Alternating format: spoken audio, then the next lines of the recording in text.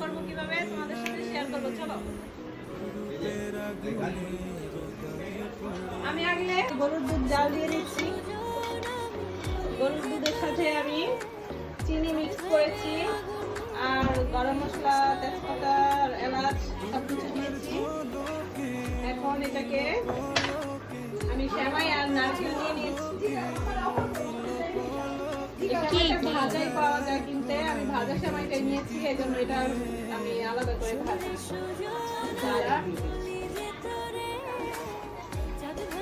এই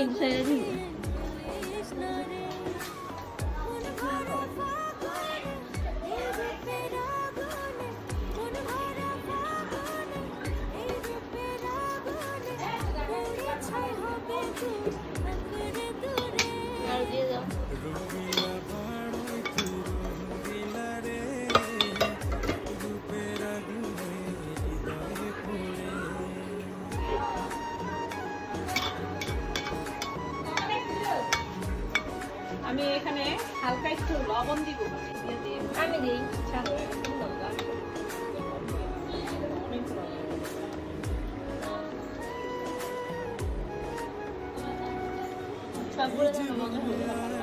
মজা হোক।